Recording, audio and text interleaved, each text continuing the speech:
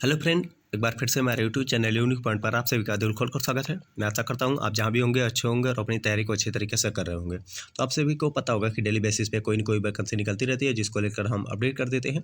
ऐसे ही जिस वैकेंसी की हम बात करने वाले हैं ये बिहार आईटीआई इंस्ट्रक्टर की है। बिहार आईटीआई इंस्ट्रक्टर की वैकेंसी क्या है, जो पेपर हो चुका है, आंसर की भी जारी हो चुकी है, पर रिजल्ट में काफ़ी देरी हो रही है।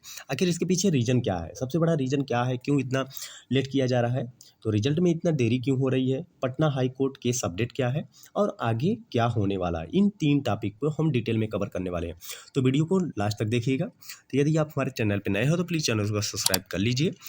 तो चलते हैं, हम एक एक पॉइंट को देख के कवर करते हैं कि आखिर इसके पीछे की क्या रीज़न है, क्या रणनीति है, आगे क्या होने वाला है। जैसे कि अगर हम बात करें, कुछ ग्रुप्स हैं, ग्रुप बनाए गए हैं जिसमें बच्चों को लेकर काफ़ी ज़्यादा इस बात को लेकर डिस्कस किया जा रहा है। जैसे कि अगर हम डिस्कस की बात कर लें, ये वैकेंसी आपकी जुलाई में निकाली गई थी, जुलाई 2023 में निकाली गई थी, जिसका आंसर की का जो आंसर की जारी हुई थी ये भी जनवरी 2024 तक ये आंसर की भी रही, लेकिन अभी रिजल्ट पब्लिश नहीं किया जा रहा है। क्यों, इसके पीछे क्या रीज़न है? जैसे कि अगर हम बात कर लें कि इसमें डिग्री कैंडिडेट भी एलिजिबल थे और उसके बाद डिप्लोमा कैंडिडेट भी थे, एनसीवीटी कैंडिडेट भी थे। सभी कैंडिडेटों का रिजल्ट पब्लिश नहीं किया जा रहा है। यहाँ तक कि आंसर की भी आई थी। आंसर की आने के साथ साथ जो दिव्यांगजन अर्थात जो विकलांग कैटेगरी के हैं, उनका जो है डॉक्यूमेंट वेरिफिकेशन भी चेक किया गया, डॉक्यूमेंट वेरिफिकेशन भी किया गया था।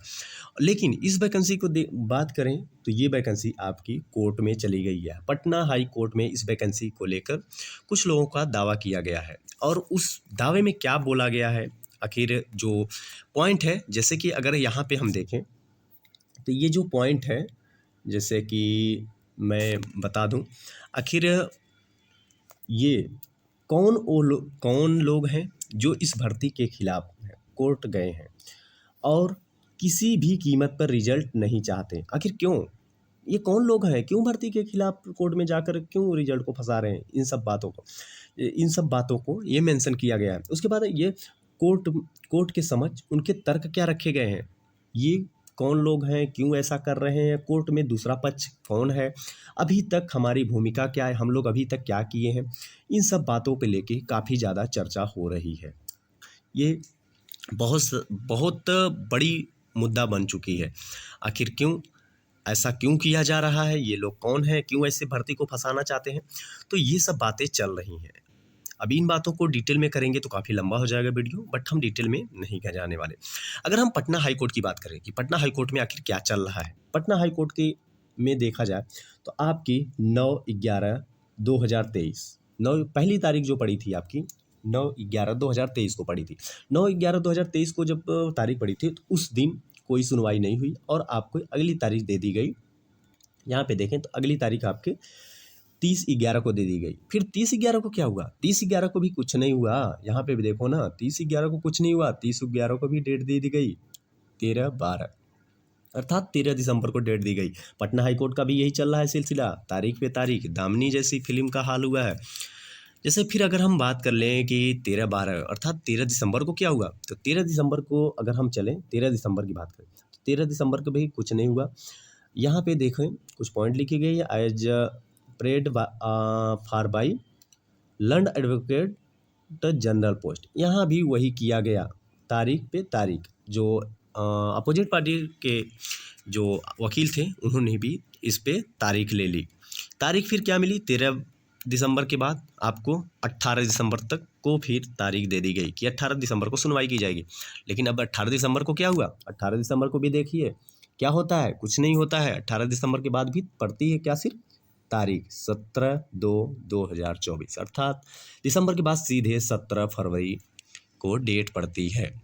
तो क्या हो रहा है, ये तो भाई तारीख पे थी, तारीख चली जा रही है। अगर 17 फरवरी की हम बात कर लें तो 17 फरवरी को जनरली कुछ फैसला आया।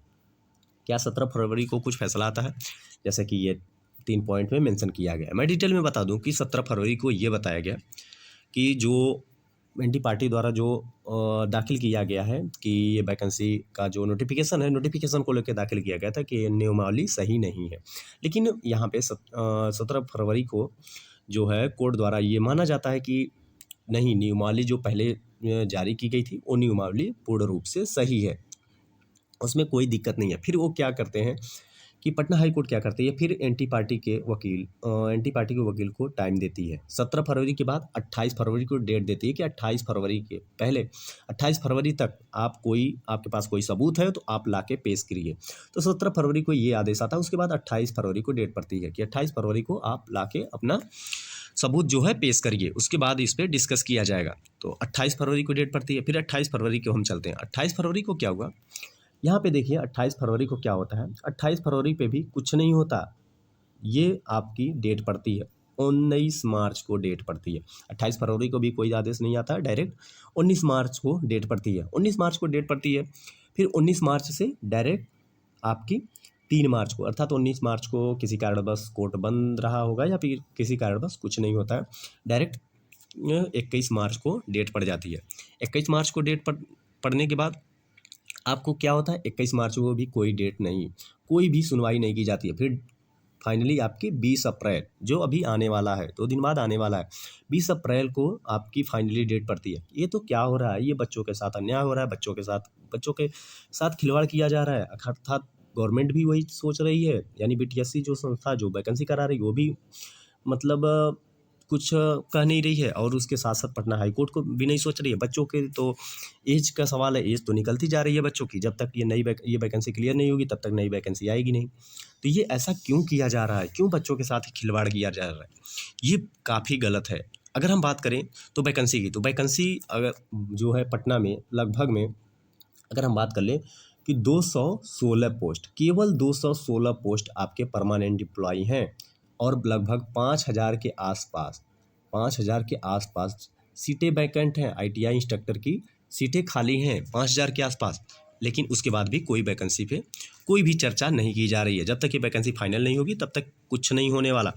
तो इस बात को लेके बच्चों में काफ़ी ज़्यादा आक्रोश है, काफ़ी ज़्यादा बच्चे चिंतित हैं कि आखिर रिजल्ट क्यों नहीं हो रहा है, आखिर आगे क्या करना है, क्या रणनीति बनानी है। इस बातों को लेके बच्चों को वो ग्रुप में तरह तरह से ग्रुप बनाए जा रहे हैं, ग्रुप में भी उस ग्रुप में इस पे चर्चा की जा रही है कि आखिर आगे हमें क्या करना है, क्यों वैकेंसी को फंसाया जा रहा है लोगों द्वारा, इसको कैसे क्लियर कराया जाए। तो इसको लेकर एक मीटिंग रखी गई, ग्रुप में मीटिंग रखी गई। इस मीटिंग में क्या होता है, ऑनलाइन गूगल मीट पे मीटिंग रखी जाती है, जिस पे मीटिंग पे काफ़ी लोग जुड़ते हैं, काफ़ी लोग सहयोग करते हैं। ये काफ़ी अच्छा है क्योंकि बच्चों के भविष्य का सवाल है। सभी लोगों के सहयोग से, एकता से ही इसमें कुछ फाइनल रिजल्ट पाया जा सकता है। तो उसमें होता क्या है कि जब मीटिंग रखी जाती है, मीटिंग रखने के बाद होता क्या है कि उसमें देखा जाता है कि क्या क्या सबके क्या क्या क्वेश्चंस हैं, सब क्या चाहते हैं। तो फाइनली ये रिजल्ट निकलता है कि जल्दी से जल्दी वैकेंसी को क्लियर कराया जाए। वैकेंसी अगर फंस जाएगी, निरस्त हो जाएगी, तो फिर बच्चों के भविष्य का क्या होगा। जो बच्चे पास किए हैं एग्ज़ाम, जो पास कर लिए हैं, मेहनत करके पास किए हैं, उसके बाद भी उनका रिजल्ट नहीं होगा तो क्या होगा। तो इस वैकेंसी को लेकर फिर बच्चों में ये बात होती है कि ऐसा किया जाए कि हम लोग भी हाई कोर्ट पे किया जाए, हम लोग भी हाई कोर्ट चला जाए और बोला जाए, अपनी बातों को रखा जाए कि हम लोग इतना मेहनत से पढ़े, पेपर दिए, पास किए, आखिर क्यों वैकेंसी को निरस्त किया जा रहा है। अगर निरस्त ही करना था तो पहले निरस्त किया जाता, क्यों इतना लेट हो रहा है। मतलब जब आप नोटिफिकेशन निकाले तभी वैकेंसी को निरस्त कर देना चाहिए, लेकिन ऐसा नहीं किया गया। तो इन सब बातों को लेकर बच्चों का भी मन में ये बात चल रही है कि मतलब पटना हाई कोर्ट जाके हम लोग भी अपनी बात रखें। तो उसके लिए कुछ बच्चों का, अब अकेला कोई बच्चा सबके रिजल्ट के लिए अकेला थोड़ी कोई पैसा लगाएगा, कोई भी इतना, क्योंकि सभी लोग बेरोजगार हैं। बेरोजगार होने के चलते सभी लोग कैसे अब उसमें पटना हाई कोर्ट जाने के लिए भाई कुछ पैसे की ज़रूरत पड़ेगी, कुछ अलग सहयोग की ज़रूरत पड़ेगी, बच्चों की एकता की ज़रूरत पड़ेगी। तो एकता तो हो जाएंगे, लेकिन फिर बच्चों ने ये डिसाइड किया कि चलो सब कोई मिलके 100 रुपये पे करो, मतलब एक सहयोग राशि की तरफ 100 रुपये पे कर दो, जिससे वजह से हम लोग ऐसा कदम उठा सकें ताकि वैकेंसी को क्लियर करवा सकें। तो 100 रुपये की सहयोग राशि मीटिंग में रखी गई। कोई नहीं, अच्छी बात है, क्योंकि सब कोई कि 100 रुपये कोई बड़ी चीज़ नहीं है। और रही बात 100 रुपये, जनरली लोग होते क्या है कि ज़्यादा खर्चा कर देते हैं, कहीं और पे खा पी के उड़ा देते हैं। तो ये 100 रुपये अगर देने से किसी की लाइफ का सवाल है, किसी की ज़िंदगी बन जाती है, तो कितनी अच्छी बात होती है, बच्चों के भविष्य की बात है। तो इस 100 रुपये की राशि रखी गई। अब रही बात, कुछ लोगों का ये भी डाउट आता है कि जैसे कि 100 रुपये की राशि रखी गई, तो लोगों के मन में ये डाउट आता है कि होगा क्या कि दिक्कत ये आ जाएगी, सब कुछ लोग कहेंगे कि नहीं ये तो पैसे कमाने का जरिया है, कि ऐसा आप 100 रुपये क्यों रखा जा रहा है, ये तो पैसे कमाने की जरिया रखी गई है। लेकिन नहीं, बिल्कुल नहीं। तो जो उस ग्रुप को ऑर्गेनाइज किए हैं, जो ग्रुप को चला रहे हैं, अर्थात जो ग्रुप के मेंबर्स हैं, लगभग 700-800-900 ग्रुप के मेंबर्स हैं, उन लोगों के भरोसे का सवाल है। तो वह उस बात को लेके कुछ ये लोगों द्वारा कुछ ऐसी टीम बनाई गई। टीम बनाने का मतलब ये है, सीधे सीधे उन्होंने ये बोला कि जो भी लोग अपना पैसा देते हैं, जो भी पैसा की सहयोग राशि देते हैं, उनकी एक लिस्ट भी तैयार की जाएगी। बहुत जल्द ही उस लिस्ट को पब्लिश कर दिया जाएगा कि मतलब इतने लोगों ने सहयोग राशि प्रदान की है। तो काफ़ी अच्छी बात है, क्योंकि उनके भरोसे का बात है। अगर वो लिस्ट नहीं पब्लिश करते तो भाई लोगों के मन में ये डाउट रहता है कि नहीं ये गलत हुआ है, ये पैसे लूटने का जरिया है, ये है वो है। कुछ लोग भ्रामक भी बातें करेंगे। तो ये सब चीज़ें हैं, ये सब चीज़ें करंटली में चल रही है। और उसके बाद बात आती है कि आखिर फाइनल रिजल्ट क्या निकलता है, कि फाइनल रिजल्ट क्या होता है। पटना हाई कोर्ट द्वारा तो डेट पड़ती है कि 20 अप्रैल को डेट पड़ती है। पटना हाई कोर्ट ने तो डेट दे दी कि 20 तारीख को आपका 20 अप्रैल को आदेश आएगा। लेकिन आदेश आएगा, क्या आदेश आएगा? अब आदेश की बात कर लो, इसके पहले मैं बता दूं कि जो 17 फरवरी को डेट पड़ी थी, 17 फरवरी को जो डेट पड़ी थी, उस डेट को हुआ क्या कि जो एंटी पार्टी द्वारा है, एंटी पार्टी जिन्होंने केस किया, जिन्होंने वैकेंसी फंसा के रखा है, वो लोग अपना स्टे ले लिए हैं। स्टे लेने की कोशिश कर रहे हैं कि स्टे ले ली जाए, वैकेंसी रुक जाएगी। जब स्टे ले लिया जाएगा तो वैकेंसी रुक जाएगी, तो ये काफ़ी गलत हो जाएगा। जब तक वैकेंसी ये क्लियर नहीं होगी तब तक नई वैकेंसी नहीं आएगी। तो ये बहुत ही गलत किया जा रहा है, बच्चों के भविष्य के साथ खेला जा रहा है, खिलवाड़ किया जा रहा है। जो लोग भी ये कर रहे हैं काफ़ी गलत है। उन लोगों को भी सोचना चाहिए कि हाँ वैकेंसी हो सकता है, अगर उन लोगों का इसमें नहीं होता है तो फिर आगे ट्राई करें, मेहनत करें, हो सकता है अगली बार वैकेंसी आएगी तो क्लियर हो जाए। अगर इसी वैकेंसी को फंसा कर रखेंगे तो न तो वो लोग अपनी जॉब को पाएंगे और न ही बच्चों के जॉब को होने देंगे। जब तक वैकेंसी क्लियर नहीं होगी तब तक कुछ भी कदम नहीं उठाया जाता, तब तक नई वैकेंसी नहीं आने वाली। तो बच्चों को फिर डाउट, मतलब बच्चों के मन में ये चीज़ आया कि कैसे क्लियर किया जाए। तो उसके लिए अपने बच्चों ने, सभी जो ग्रुप के मेंबर्स हैं, सभी लोगों ने ये डिसाइड किया कि वैकेंसी को चाहे जैसे किसी भी तरह एक बन के सहयोग राशि जुटा के हम लोग भी एक साथ मिलकर इस वैकेंसी को बहाली को पूरा करवाकर मतलब दम लेंगे। ऐसा उन्होंने सभी का प्रण किया गया कि मतलब कितना जल्दी हम लोग इस बहाली को कंप्लीट करें। तो ये बिहार ITI इंस्ट्रक्टर की कहानी है, उसके रिजल्ट की लेके ये कहानी है। अब रही बात पटना हाई कोर्ट की, तो पटना हाई कोर्ट क्या आदेश करता है, बहुत जल्द ही आपके सामने रिजल्ट आने वाला है। और रिजल्ट का मतलब ये है कि आपको रिजल्ट मिलेगा। वैकेंसी तो निरस्त होने का बहुत कम ही चांस है, क्योंकि कुछ लोगों का तो है कि नहीं निरस्त कराया, लेकिन ऐसा नहीं होगा। बच्चों में एकता है, बच्चे निरस्त नहीं होने देंगे। काफ़ी ज़्यादा यूनिटी है, अच्छा है, बहुत ही अच्छा, बच्चे संघर्ष कर रहे हैं।